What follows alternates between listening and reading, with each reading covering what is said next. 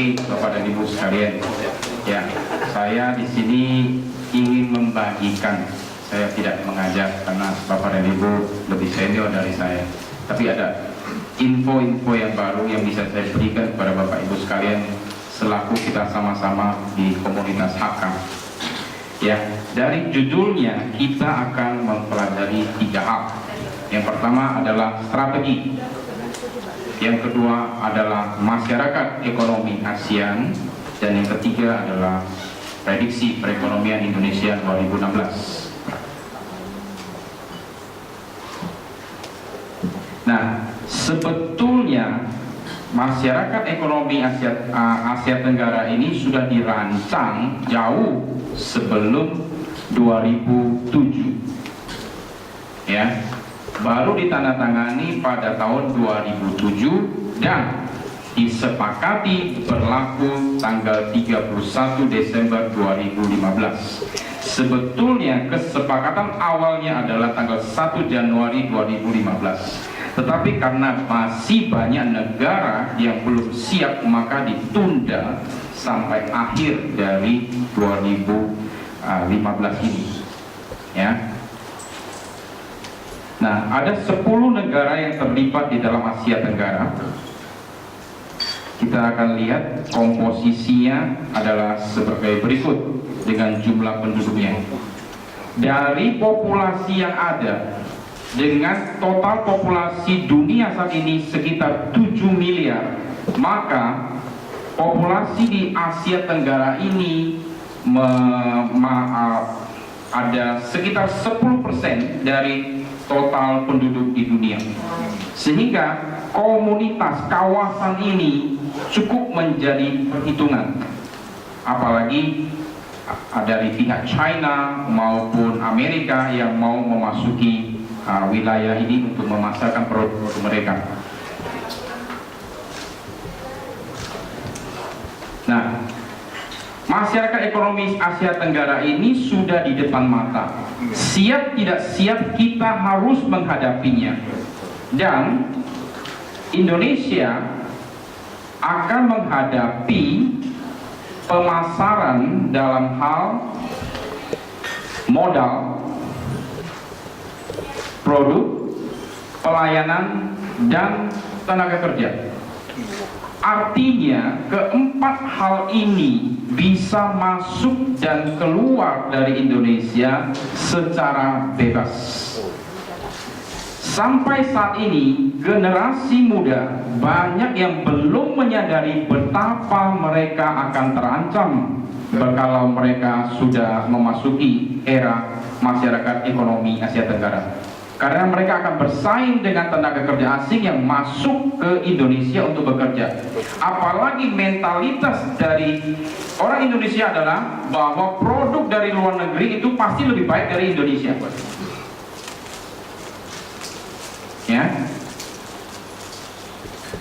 Ada 12 sektor prioritas tenaga kerja yang akan terlibat di dalamnya. 5 di industri jasa, yaitu pelayanan kesehatan, pariwisata, logistik, information and communication technology, yaitu gadget maupun sistem informasi, maupun transportasi udara. Ada 5 di sektor jasa. Kemudian ada 7 untuk produk, yaitu produk pertanian dan hortikultura, kemudian perikanan, terus ada karet, ya, perkayuan, otomotif, elektronik, dan tekstil, ya. Jadi ada 5 dari jasa dan 7 dari produk.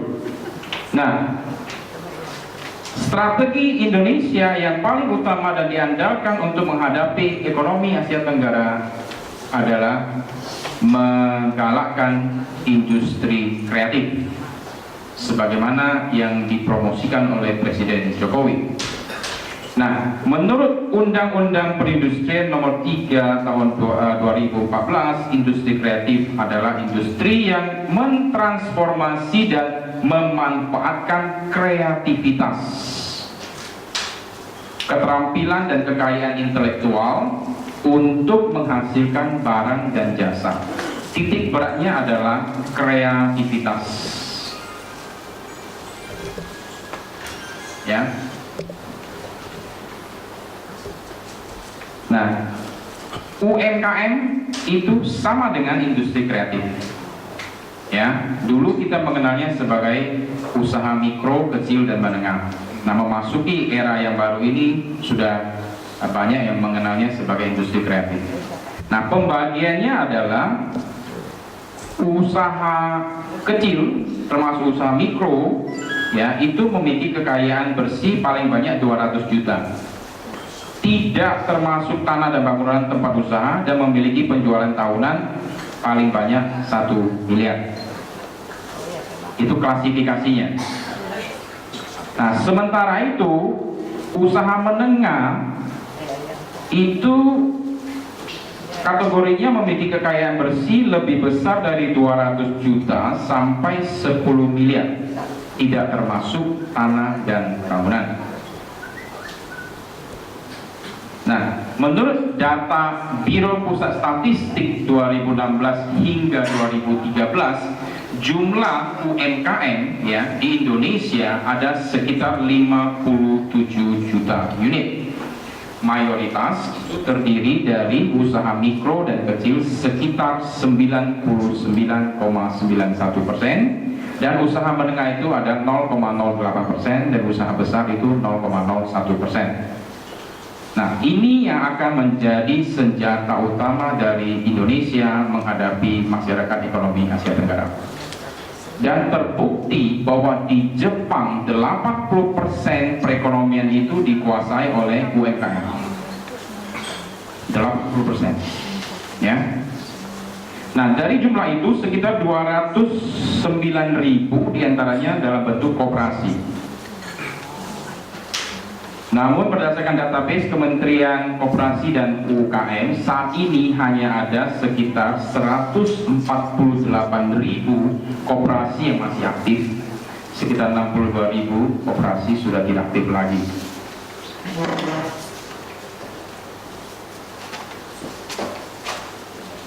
Ciri-ciri dari industri kreatif adalah kreativitas sebagai aset. Jadi fokusnya di kreativitas. Dia harus bisa kreatif untuk membaca kebutuhan pasar. Kalau bisa kebutuhan yang tersembunyi, orang nggak ngomong tapi dia tahu orang butuh itu. Ya. Kemudian berkembang sesuai dengan perubahan gaya hidup manusia. Jadi dia bisa membaca tren, orang akan butuh ini. Orang belum ngomong tapi dia udah tahu orang butuh ini. Sehingga begitu dipasarkan dia bisa laku.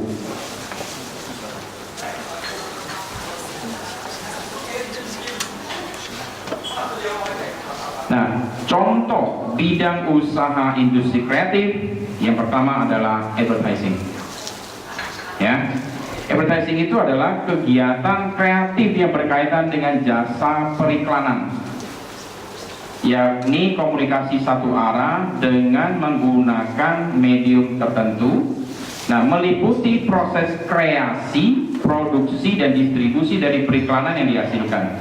Misalnya riset pasar, perencanaan komunikasi periklanan, media periklanan luar ruang, produksi material periklanan, promosi dan kampanye relasi publik.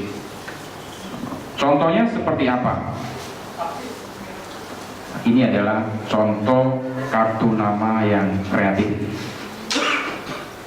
Ya, orangnya kira-kira jualan apa ini? Dia jualan jasa bengkel. Kartu namanya juga, ya ini bisa buka skrup ya, buka apa gitu ya. Oke, ini juga bisa bergaji apa begitu. Ya, jadi kartu nama tidak perlu yang model seperti yang umum. Anda bisa jualan dengan memberikan kartu nama seperti ini. ya, dan kartu nama seperti ini akan disimpan orang. Dan yang lebih kreatif lagi, ini terbuat dari logam. Kartu namanya dalam bentuk logam, besi, tapi yang tidak terlalu tebal, sehingga orang akan simpan, taruh di mobil dia setiap saat dia perlu, dia bisa pakai, dan nama Anda berada di dalam ingatan dia selalu. Tujuan kita kasih kartu nama ke orang kan supaya orang ingat kartu nama kita, ingat nama kita, betul? Ingat jenis usaha kita, perusahaan kita, betul? Nah, salah satu caranya adalah yang lebih kreatif, seperti ini. Contoh lain. Nah, kalau Anda tidak ingin terlalu mewah, Anda bisa pakai kertas yang putih, tapi dibuat begini, tapi dikasih bentuk seperti ini. Ya kelihatan juga ada bentuk seperti itu, tapi tidak berfungsi sebagai alat begitu. Ada ya? Oke. Contoh yang lain, ya ini adalah stylist, ya, ahli kecantikan, ya. Dia kartu namanya dalam bentuk sisir. Orang juga akan simpan kartu nama ini, ya. Dan tidak perlu terlalu banyak ini ya, perkataan gitu ya. Cukup yang penting-penting saja.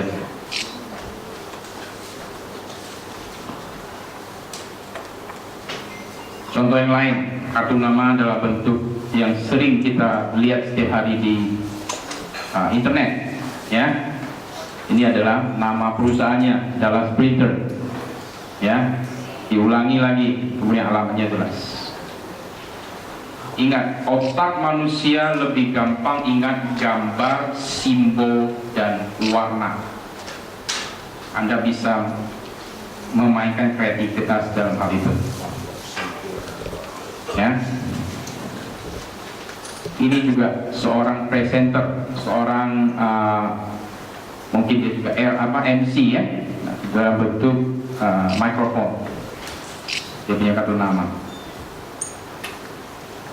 Jadi tidak harus Anda bikin yang mewah, tapi kertas juga bisa, tapi Anda kasih warna di sini, jadi kelihatannya seperti mikrofon begitu.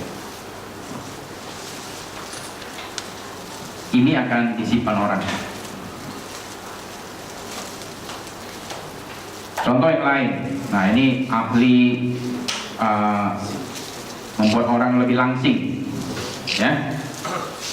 Jadi ini before, dalam proses, kemudian after, dalam satu kartu. Jadi bisa dibuka, ya. Cukup namanya, profesinya, dan nomor telepon yang bisa dihubungi, ya. So you should be creative, ya. Kartu nama ini begitu diberikan, orang langsung punya ide. Wah, ini kalau saya berada di posisi ini, saya ikuti programnya, dan saya bisa jadi seperti ini. Dari angka 0 menjadi angka 1. Ya. Ini contoh yang lain. Ya. Ini iklan dilarang merokok. Iklan bahaya merokok. Ya. Tapi dia menyampaikannya dengan elegan gitu ya, dengan sopan, dengan halus begitu ya. Nah, kalau yang nggak merokok ini ya lowong gitu ya, tapi kalau Anda merokok ya banyak, sudah terisi rumah masa depannya, ya. Lebih enak mana ya kalau kita melihat iklan seperti ini, atau bahaya yang itu ada tengkorak dan segala macam ya? Ya, ini pemerintah memperlakukan rakyatnya sebagai orang yang cerdas. Dia melihat itu, dia sadar. Jadi tidak perlu ada gambar kankernya, asapnya, ada tengkoraknya gitu ya. Nah, ini yang nomor 2, bidang usaha kreatif adalah arsitektur. Ini kartu nama seorang arsitek, ya, tapi bisa dilipat jadi seperti ini. Orang bisa taruh di meja kerjanya, ya.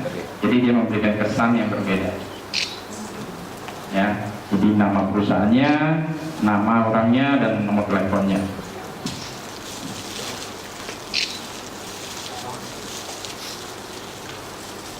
Barang-barang seni, industri kreatif ya. dari segi lukisan, ya, maupun barang-barang antik. Kemudian adalah kerajinan tangan, ya, handicraft, kriya, ya. Ini adalah barang-barang bekas, tapi kalau sudah jadi begini, nilainya, harganya bisa lebih tinggi, ya. Ini juga seringkali kita agak anti dengan barang-barang seperti ini, tapi melihat begini kita melihat unik, dan kita mau membelinya, ya.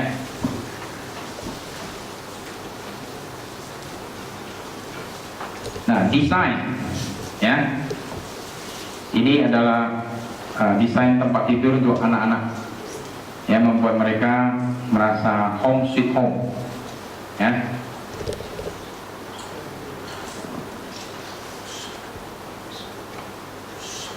Dari segi fashion, ya, nah, fashion ini adalah industri yang juga everlasting. Semua orang perlu pakaian, ya, apalagi dengan perkembangan zaman, pakaiannya itu seperti apa, ya, batik, ya, maupun seragam, ya. Ini dari segi kreativitas di bidang fashion.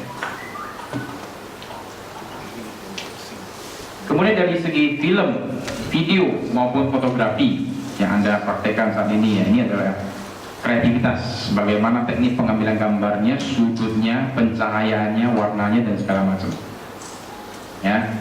Industri perfilman di Indonesia masih belum begitu menggigit, ya. Kita lebih suka menonton film impor, ya. Ini adalah satu peluang. Kemudian dari segi game, ya, permainan interaktif, ini juga dari anak-anak sampai dewasa orang senang. Karena apa? Untuk memanfaatkan waktu luang, untuk menghilangkan stres, gitu ya, maupun untuk meningkatkan kecerdasan otak, kita bisa main game.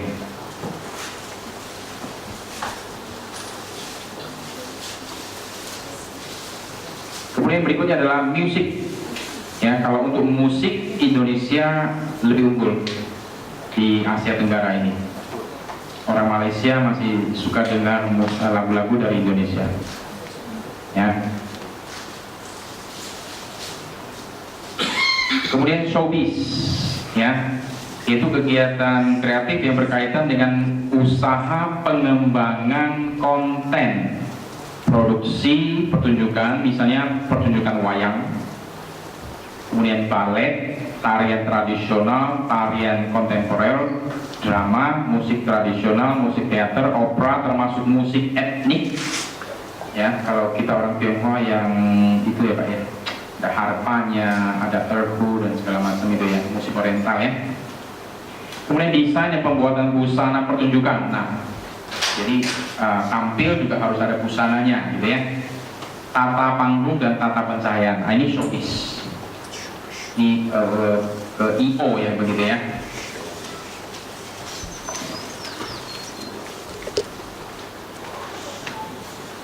Berikutnya adalah penerbitan dan pencetakan. Anda lihat undangannya itu begitu kreatif, ya. Atas restu KPK, Komisi Pemeriksa Kado, kami melangsungkan pernikahan pasangan ganda campuran abad ini antara siapa dan siapa. Benar-benar mantenan BBM, ya, undangan tanggal sekian. Jadi orang bacanya juga tersenyum. Jadi tidak hanya sekedar dia lihat, nanti taruh di mobil, begitu ingat dia lihat kembali, kemudian dia datang ke resepsinya, selesai itu dia buang, ya. Ini juga kartu as, gitu ya, 17 Juli 2011. Mbak Tini, Mas Joko, ya, ini adalah, ya, welcome, ya. Jadi ada lucu-lucunya, gitu, ya. Nah, ini contoh lagi, sempatin datang, gitu ya, di undangan. Bonus mendoakan pengantin, bonus bertemu dengan tamu yang lain, bonus berbagi kebahagiaan, bonus silaturahmi, tebar bonus lainnya. Ya, tanggalnya adalah 25 Juni 2011. Ya. Contoh yang lain adalah yang lebih lebih mewah lagi yang ada di bawahnya.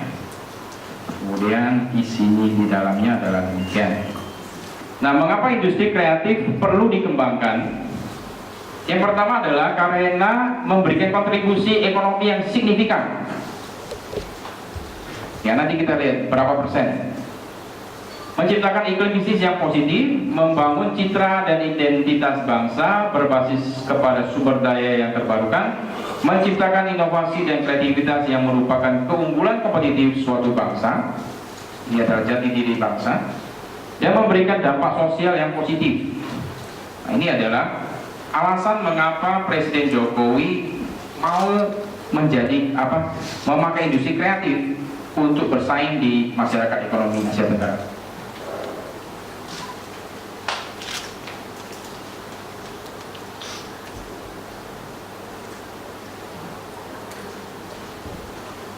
Nah, sepanjang 2014, industri kreatif UMKM itu kontribusinya sekitar 16% dari total ekspor non-migas.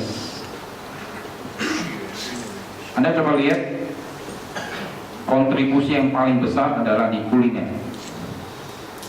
Ya, tingkat pertumbuhannya 4,52% per tahun. Kemudian perkembangan yang paling tinggi, ya, itu ada di teknologi informasi dan komunikasi, itu 8,8%. Ya, jadi setiap orang akan punya handphone. Mimpi dari Bill Gates adalah setiap orang punya laptop, ya, untuk menunjang aktivitas dia.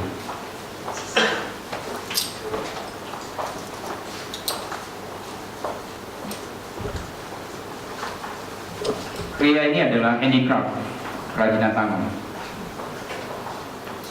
Ya. Kemudian yang tinggi juga kita lihat adalah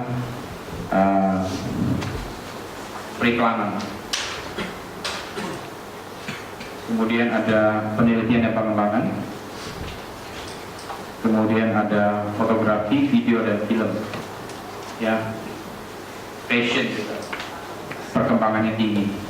Ini adalah peluang-peluang yang bisa Anda pakai untuk bisnis Anda.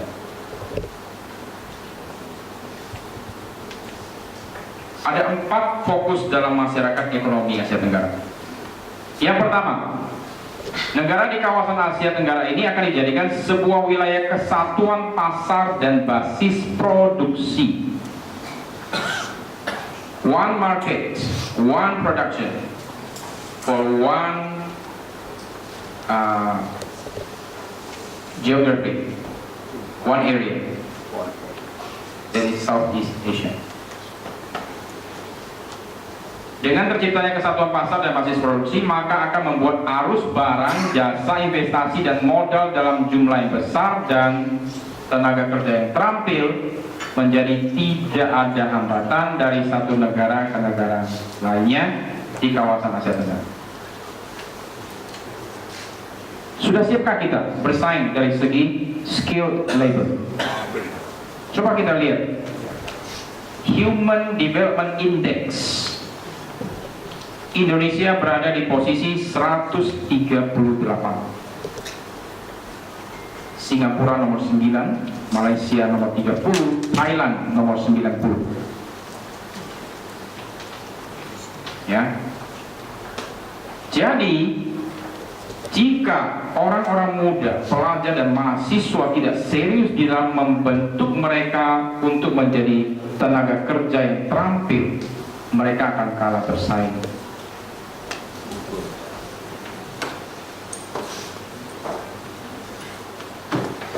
Sebentar lagi kita sudah akan masuk era masyarakat ekonomi Asia Tenggara. Seberapa banyak orang sudah eksisten? Ini dokter dari luar negeri bisa masuk ke Indonesia, Malaysia, Singapura, terutama yang orang Indonesia banyak pergi ke dua negara ini untuk berobat. Dokternya bisa datang ke Indonesia. Bagaimana dengan dokter-dokter di Indonesia? Ya.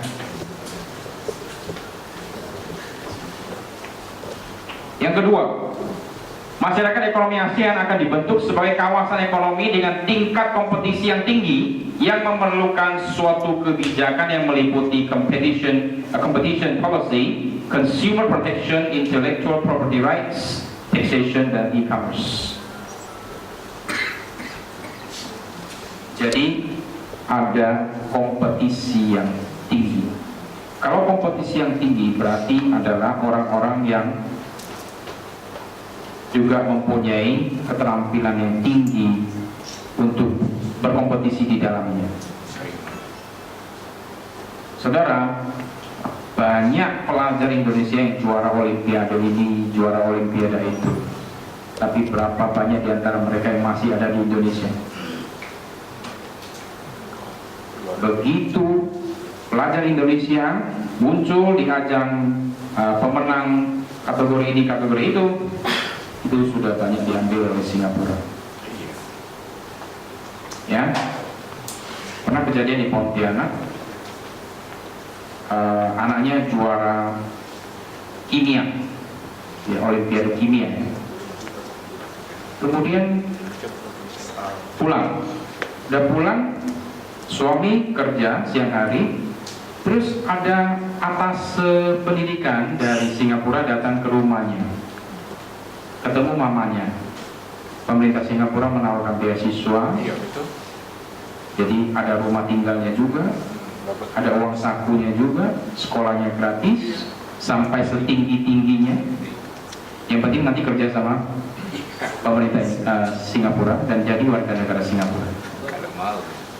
Siapa yang gak mau? Istrinya bilang, saya langsung tanda tangan. Saya tidak perlu tanya suami saya. Dan itu banyak ada di Singapura. Ya.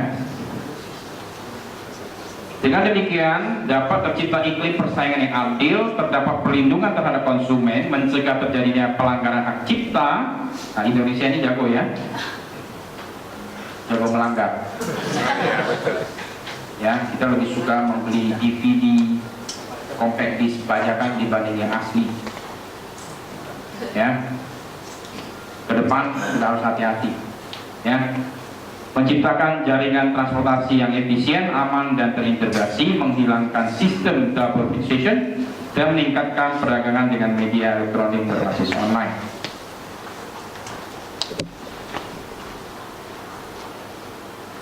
Jadi perkembangan dari teknologi informasi akan semakin tinggi. Apalagi Presiden Jokowi lebih suka rakyat itu menghadapi mesin daripada berhubungan dengan orang. Kalau kita ngomong sama mesin, urus perizinan, kalau nggak lengkap dia langsung reject, kita nggak bisa ngomong apa-apa. Tapi kalau ketemu sama orang, Pak bantu apa?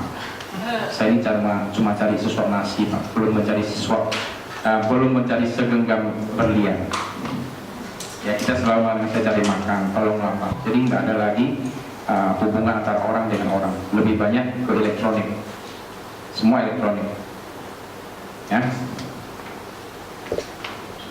Yang ketiga, MEA pun akan dijadikan sebagai kawasan yang memiliki perkembangan ekonomi yang merata dengan memprioritaskan pada usaha kecil dan menengah, yaitu industri kreatif.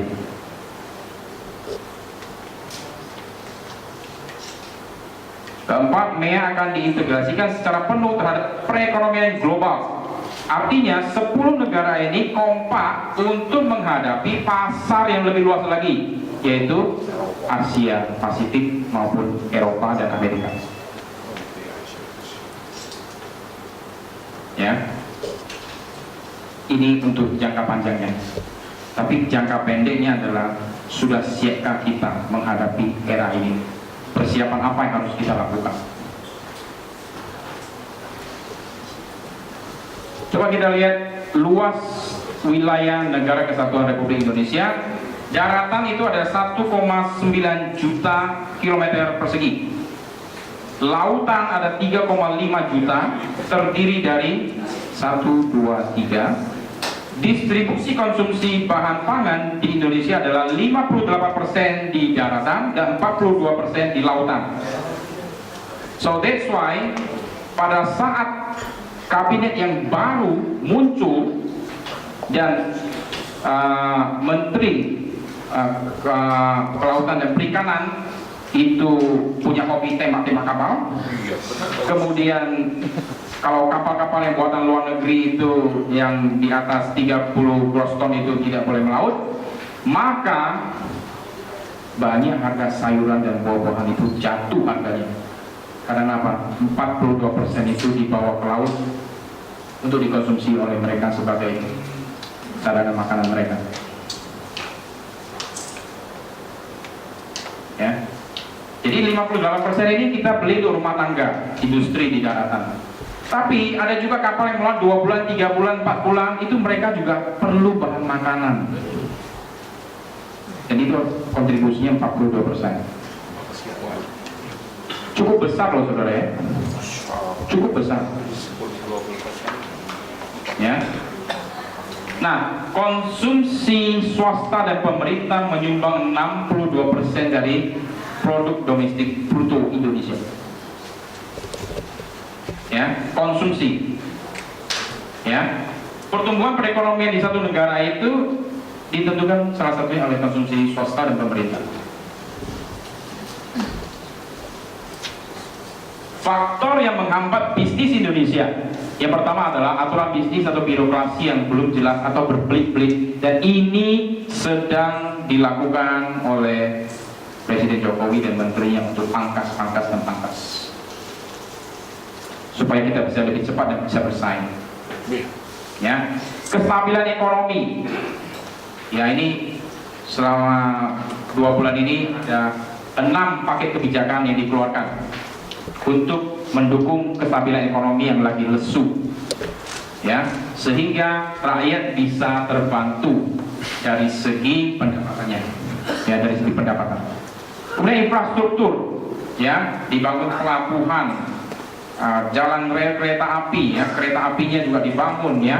Kemudian industri perkapalan, dirgantara, komunikasi, ya, jalan dan jembatan dan segala macam, ya, untuk mendukung ekonomi. Ada tol laut, ya. Kemudian kepastian hukum, ya, ini sedang diperjuangkan juga, ya. Kita perlu mendoakan pemerintah kita supaya mereka konsisten, supaya mewujudkan masyarakat yang lebih baik. Kemudian biaya yang tinggi, ini juga sudah dimulai dikurangi dengan cara menghadapi mesin dibanding orang. Dan tenaga kerja yang terdidik dan terlatih, ini juga jadi masalah. Kenapa? Indonesia selalu merasa kurikulumnya paling bagus. Padahal di negara lain, dulunya Singapura, Malaysia, Brunei kirim guru ke Indonesia untuk belajar cara mendidik orang. Sekarang kita mahasiswa pelajar ke negara-negara ini untuk belajar. Ya.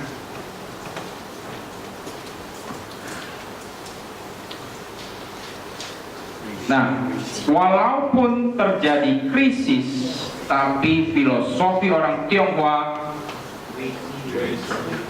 bahwa di dalam bahaya ada peluang.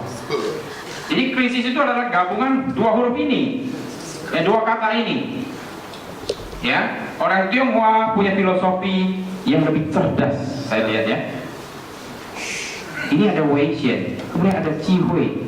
Terus krisis itu adalah Zai Weixian li面有机会. Jadi you should be creative, melihat di mana ada peluangnya di dalam krisis itu. Ya, 在危险里面有机会，所以你们要明白怎么样找到你们的机会。Ya, ancaman di tahun 2016. Yang pertama adalah pelemahan ekonomi masih berlanjut karena krisis ekonomi global. Ya, kalau pelemahan ini masih berlanjut, berarti ada kesulitan-kesulitan di dalam kehidupan rakyat, terutama yang berhubungan dengan keuangan, daya beli, konsumsi, investasi. Kemudian persaingan dengan produk dan tenaga kerja dari luar negeri karena masyarakat ekonomi Asia Tenggara.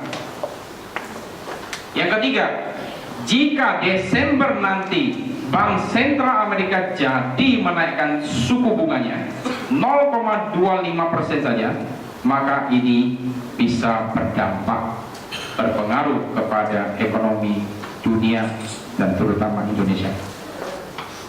Karena apa? Indonesia banyak mengekspor dan mengimpor dari Amerika. Saat ini masih ditunda. Ya. Kemudian pilkada serentak tanggal 9 Desember yang diselenggarakan di 260 kota dan kabupaten plus 9 provinsi. Jadi ada 290 pilkada serentak. 269. Kenapa ini ancaman? Baru mendaftar saja sudah ribut. Apalagi nanti pengumuman hasil siapa menang siapa kalah. Dan survei membuktikan, pengalaman menunjukkan banyak yang tidak siap kalah. Kalau dari 269 ini 10% saja yang ribut, ini bisa mempengaruhi stabilitas nasional.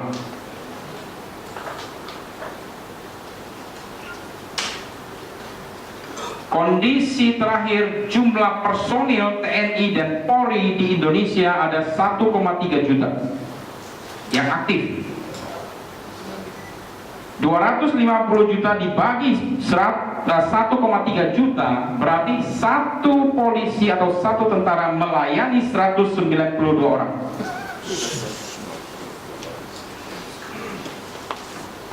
Saya sangat prihatin, saya sangat khawatir secara pribadi. Oke? Saya berdoa supaya ini lancar-lancar. Bisa dibayangkan Mahkamah Konstitusi betapa repotnya menerima gugatan-gugatan untuk pilkada itu. Ya, mereka harus selesaikan dalam waktu berapa lama.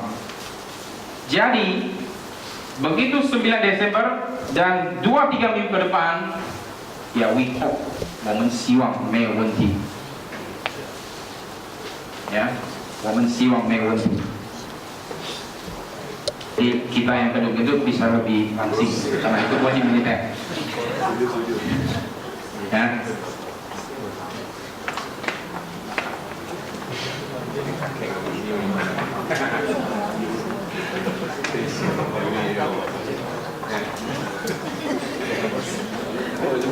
Dan wajib militer ini sudah dimulai ya, sudah dimulai dan akan lebih intensifkan lagi di kurikulum tahun 2016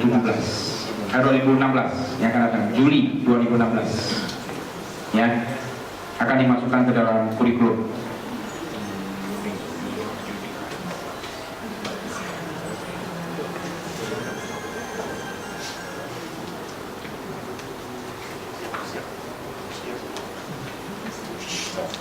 Sambil menunggu Bapak Ibu, nanti kalau ada pertanyaan bisa diajukan ya. Dan untuk 3 penanya pertama ada disediakan buku dari pendiri Pacific Paint. Bukunya tidak dijual di mana-mana dan penulisnya juga sudah almarhum. Jadi untuk 3 penanya pertama, kemudian dari narasumber juga ada 1 pertanyaan. Kalau ada yang bisa menjawab, ada voucher hotel ya, Pak Andi ya. Ya, jadi ada 3 penanya pertama, ada buku yang ditulis oleh pendiri Pacific Paint. Beliau sudah almarhum 14 Januari tahun ini. Kemudian 1 pertanyaan dari Pak Andi. Silakan. Ya, kita lanjut ya. Tren bisnis 2016. Yang pertama adalah pendidikan. Pendidikan ini adalah jenis usaha yang tidak pernah padam di kunjung zaman. Bahkan orang HK berprinsip lebih baik tidak makan tapi anak tetap sekolah.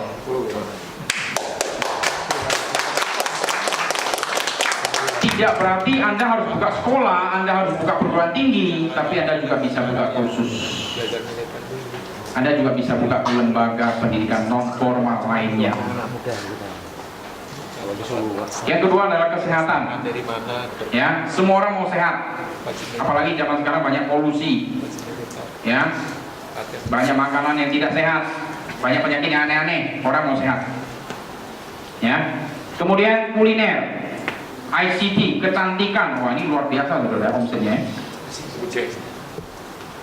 Fashion, hiburan keluarga, elektronik, perikanan. Ya. Iya. Sebenarnya Pak, ICT singkatan dari apa?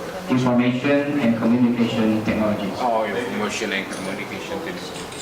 Retail, traveling, perhotelan, infrastruktur, agribisnis, pertambangan, otomotif, perbankan, dan asuransi. Ya, kalau dari nomor 1 sampai nomor di sini jalan, ini pasti jalan. Karena udah dapat skornya ke situ. Ini tren bisnis 2016. Anda bisa melihat peluangnya ada di mana. Elektronik sih enggak. Ya, tidak berarti Anda ini harus buka hotel yang besar-besar, enggak. Anda harus bisa cunning melihat peluangnya itu ada di mana.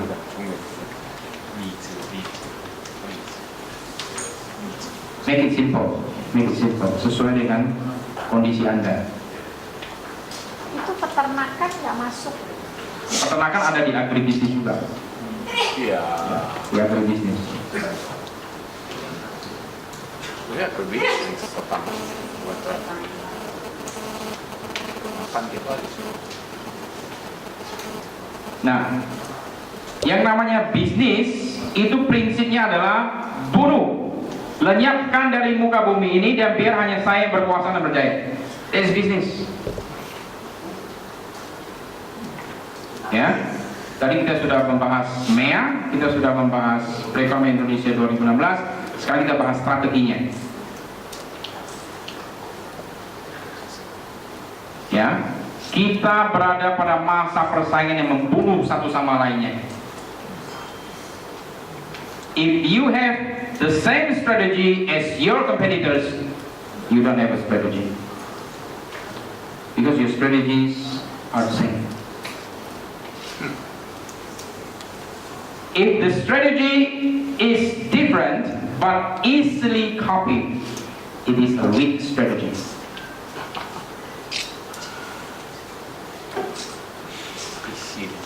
If the strategy is uniquely different and difficult to copy, you have a strong and sustainable strategy. Masalahnya sekarang adalah bagaimana saya bisa mendapatkan strategi yang seperti ini. Ya, Anda harus berpikir, Anda harus kreatif. So that's why industri, perusahaan perlu memperkerjakan tenaga-tenaga kerja yang terampil dan berpendidikan tinggi. Ya, tapi Anda mengatakan, saya dari dulu sudah begini, mengapa saya perlu mereka? Ingat, persaingan itu setiap hari semakin gencar. Saya mempekerjakan orang berpendidikan tinggi, saya harus bayar mereka tinggi.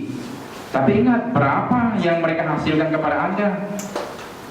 Anda bayar dia 20 juta, 30 juta, tapi dia menghasilkan berapa miliar kepada Anda. Anda berpikir seperti itu enggak? Apakah Anda masih berpikir tenaga kerja itu sebagai cost, atau Anda berpikir tenaga kerja itu adalah aset yang membantu Anda mencari uang lebih banyak lagi?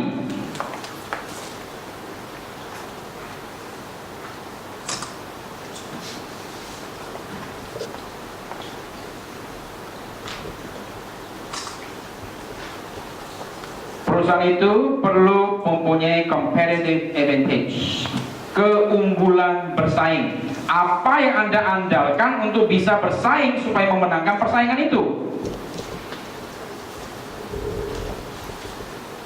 Kalau Anda mempunyai competitive advantage, keunggulan bersaing yang rata-rata, maka Anda juga memperoleh keuntungan yang rata-rata. Tetapi kalau Anda punya sesuatu yang berbeda dan sulit ditiru, Anda bisa keluar dari harga pasar, membentuk satu harga tersendiri. Karena orang lain tidak bisa membuat seperti saya. Sehingga inilah harga saya. You take it or leave it. Kenapa? Anda punya tawar-menawar yang lebih tinggi. Kenapa? Anda punya keunggulan bersaing yang lebih dibanding yang lain. Nah, keunggulan bersaing itu bisa didapat dari harga maupun nilai. Ya, harga Anda sedikit di bawah, tapi kualitasnya bagus. Nah, ini orang suka ini. Biasanya kan even qian, even fo. Tapi ini lu bisa harganya di bawah dikit, tapi kualitasnya bagus. Berarti your quality management itu bagus. Kuncinya di manajemen. Ya, Anda bisa mempunyai pangsa pasar yang luas. Anda mempunyai omset yang tinggi, itu juga competitive advantage Anda. Kemudian dari segi merek, bagaimana Anda membuat merek Anda itu dikenal orang bangga memakai merek itu, dan orang rela membayar lebih mahal untuk merek itu. Sebetulnya kita ini beli produk atau beli merek ya? Kita ini beli produk atau beli merek? Produk. Merek. Dua-duanya dong. Ya, kita beli produk yang bermerek. Bagaimana caranya membuat produk kita itu bermerek dan merek itu mau dibayar mahal oleh orang lain?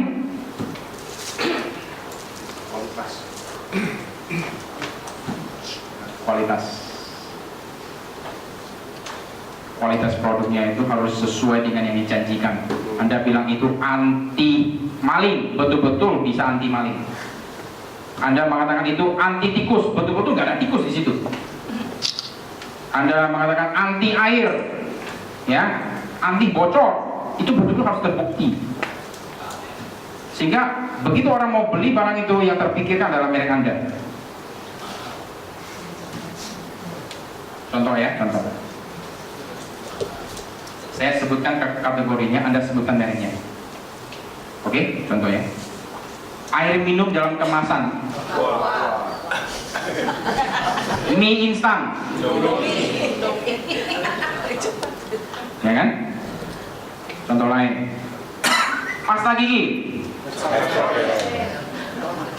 Padahal Anda tidak pernah dibayar oleh mereka untuk menyebut dia yang pertama kan? Google, itu sudah ada di Google. Ya. Ini contoh ya. Karena merek itu sudah ada di hati Anda.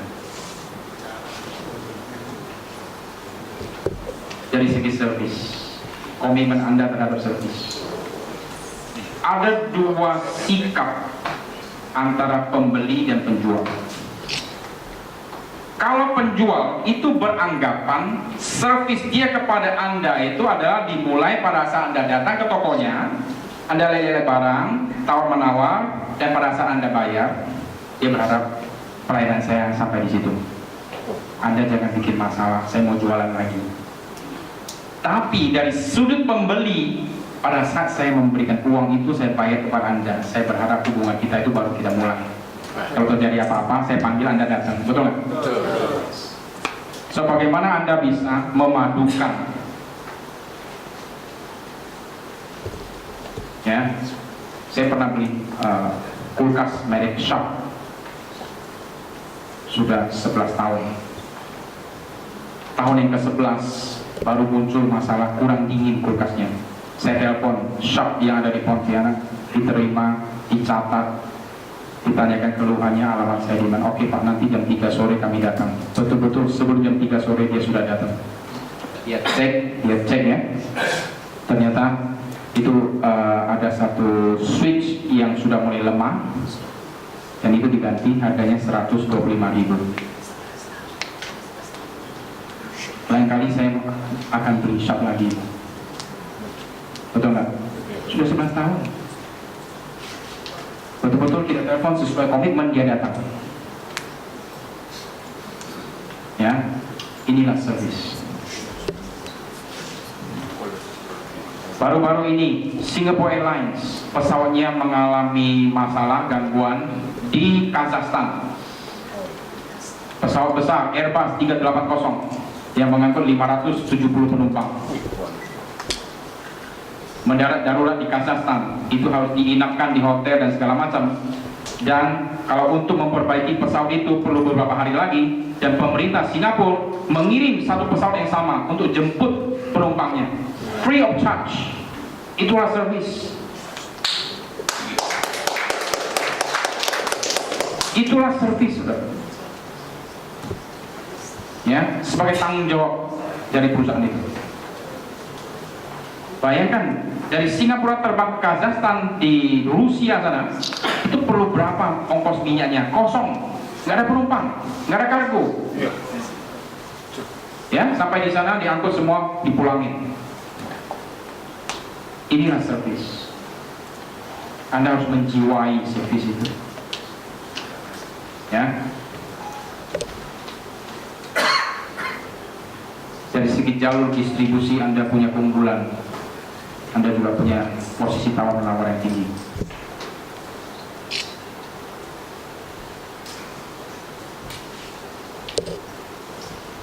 Kesalahan umum dalam mengenali pesaing Anda.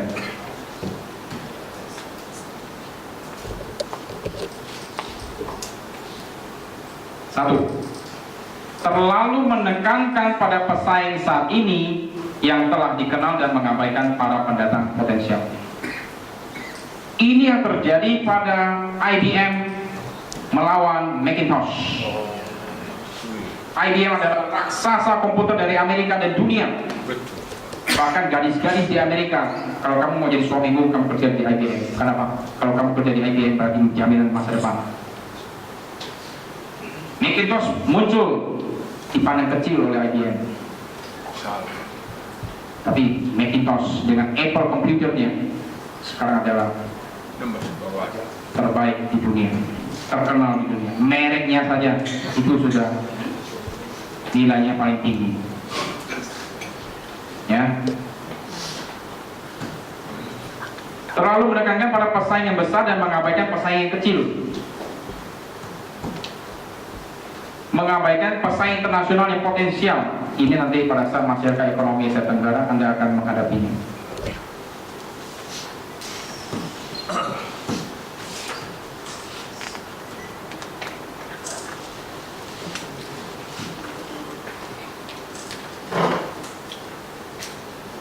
Mengasumsikan para pesaing akan terus berperilaku sama dengan perilaku mereka di masa lalu. Padahal kehidupan ini, perkembangan ini dinamis. Kita tidak bisa berpikir bahwa mereka akan melakukan strategi yang sama, produksinya dengan rasa, aroma, ukuran yang sama, nggak bisa. So that's why Anda perlu orang-orang pintar dalam perusahaan Anda. Salah membaca tanda-tanda yang dapat menunjukkan adanya suatu pergeseran dalam fokus bersaing atau adanya perbaikan strategi dan taktik bersaing saat ini. Salah baca.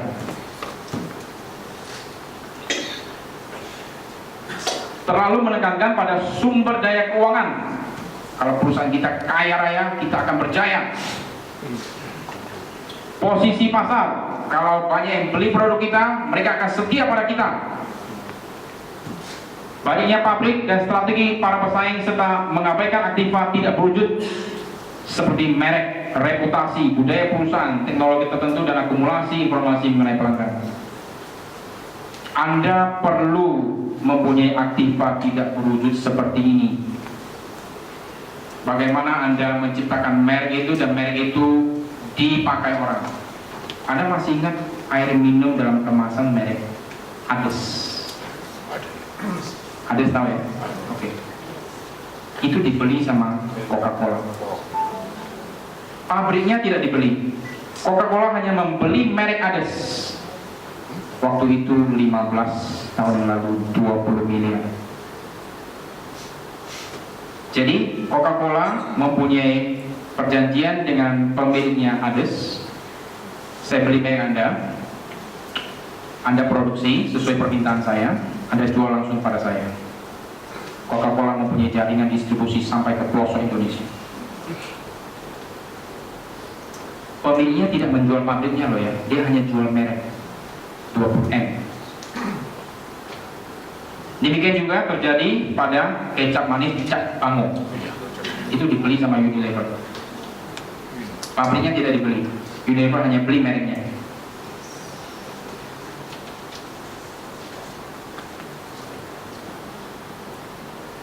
So that's why kita perlu membuat merek kita itu unggul, dikenal, ya.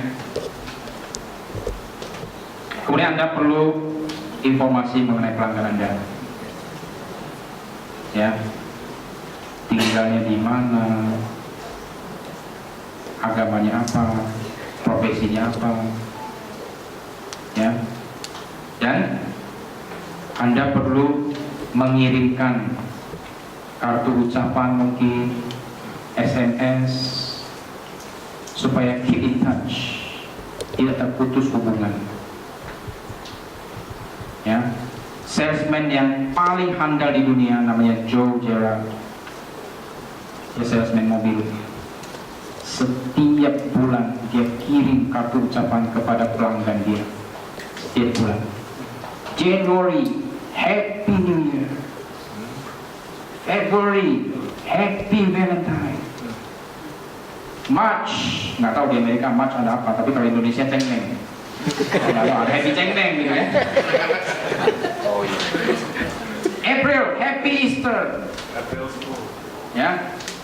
Sampai 1 bulan dia bilang dalam bukunya, saya bingung mau ngomong apa, karena di Amerika bulan itu nggak ada isu apa yang bisa saya ucapkan. Tapi dia tetap kreatif. Ya, although there is no red letter day in this month, but I still send this card to you just to say how are you.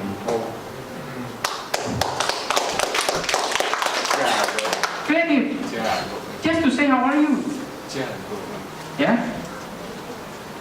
supaya nggak lupa ada hubungan. Jadi kalau ada temannya atau siapa yang mau beli mobil, lalu cari ini aja deh. Hanya kartu ucapan. Tapi zaman sekarang mungkin SMS atau by email menjawab pertanyaan what to do, taktik how to do it.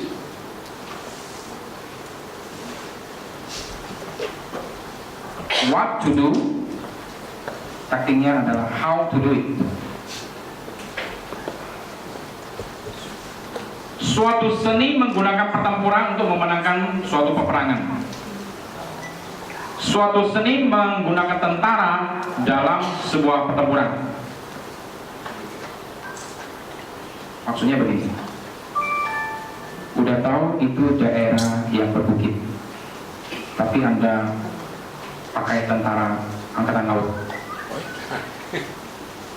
Kalau daerah berbukit Anda harus pakai angkatan darat. Kemudian kalau bisa serangannya pada malam hari, pasukan payung turun. Setelah itu ada backup dari angkatan udara, baru Anda bikin shock mereka yang lagi tertidur. Nah ini adalah taktik. Anda pakai pasukan apa? Anda pakai cara produknya itu harus ukuran seperti apa, warnanya apa, besarnya berapa, harganya berapa. Anda mau jualan kepada anak-anak, berapa uang saku anak-anak di Indonesia rata-rata? Besarnya mulut anak-anak untuk memasukkan produk itu berapa senti? Rasa yang digemari oleh anak-anak di Indonesia apa? Warna yang digemari apa? Bintang iklan yang digemari apa? Ini adalah taktik. Program-program yang disenangi apa?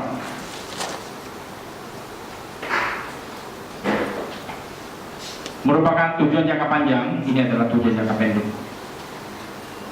So, ini adalah perbedaan antara strategi dan taktik.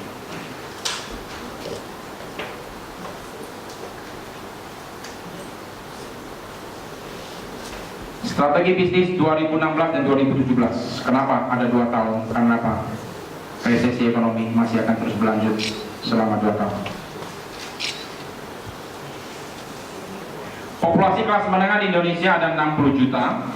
Pendapatan per bulannya antara 3 juta sampai 10 juta. Anda jualan kepada mereka dengan harga yang bisa diserap oleh pendapatan seperti ini. Strong STPD, segmentation, targeting, positioning, and differentiation. Anda jualan kepada segmen masyarakat yang tertentu, ya, dengan target tertentu, dengan posisi tertentu, dan dengan perbedaan yang mereka bisa bayar dan mereka bisa ngerti. Tidak semua produk yang dijual dengan harga mahal pasti tidak laku, enggak. Sepanjang Anda bisa meyakinkan dia kenapa Anda lebih mahal, orang akan bayar itu. Kenapa? Orang juga pandai hitung-hitung. Saya beli sendok ini, harganya 5.000, tapi bisa tahan 1 tahun. Saya beli sendok yang B, harganya 6.500, tapi bisa tahan 5 tahun. Ada lagi satu sendok harganya 8.000, tapi dia bisa tahan 20 tahun. Anda beli yang mana? 8.000. Sepanjang Anda bisa mengerti perbedaan itu, Anda akan mau membayar selisih harga itu.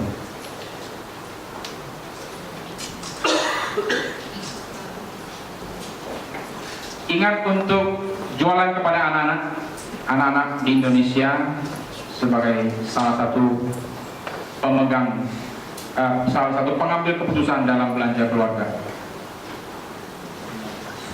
Ya, kemudian juga pasar wanita perlu Anda perhatikan. Dan ingat, you differentiate or you will die. Kalau tidak ada strategi yang bagus, mengapa orang harus membeli produk Anda akan gagal.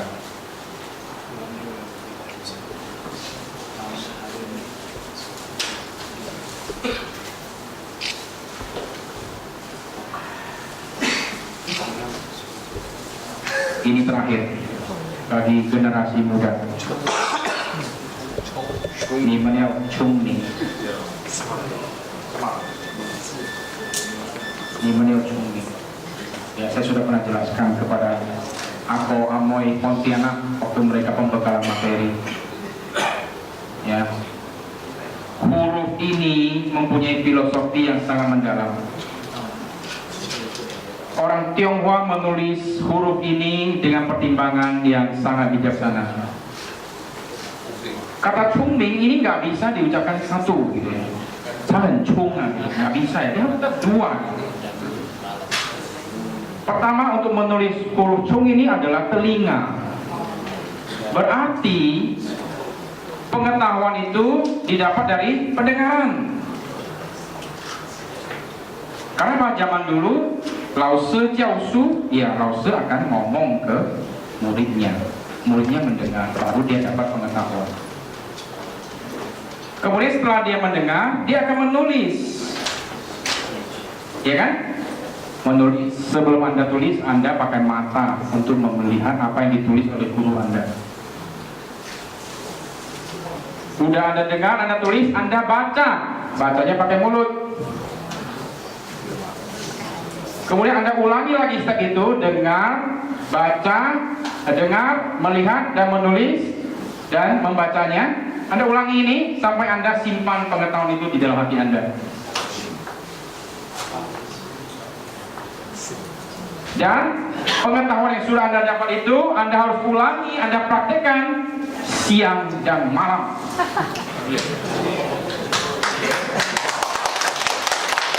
Baru Anda bisa menjadi bijaksana, Anda jadi cerdas, Anda jadi Chungming.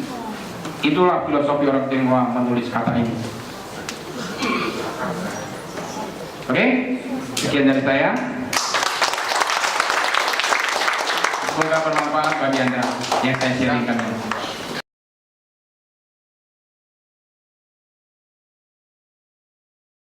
Saya melihat perkembangan perekonomian Indonesia ini bergerak ke arah yang positif, ya, dengan adanya 6 paket kebijakan yang sangat menyentuh ke permasalahan dari perekonomian di Indonesia saat ini. Ya. Kemudian Indonesia mau nggak mau tetap harus siap sambil berjalan memperbaiki diri, menyempurnakan diri untuk menghadapi masyarakat ekonomi Asia Tenggara itu. Nah, langkah yang harus dilakukan oleh para pengusaha Indonesia adalah mereka juga harus mematuhi peraturan-peraturan yang ada, kualitas-kualitas yang ada, kemudian komitmen terhadap servis bagi pelanggan mereka. Untuk mudah-mudi HK agar mereka lebih bisa mempersiapkan diri menghadapi persaingan bebas ini, mereka harus jeli melihat kebutuhan pasar dan memenuhi kebutuhan pasar itu. Intinya mereka harus cerdas, Chongming.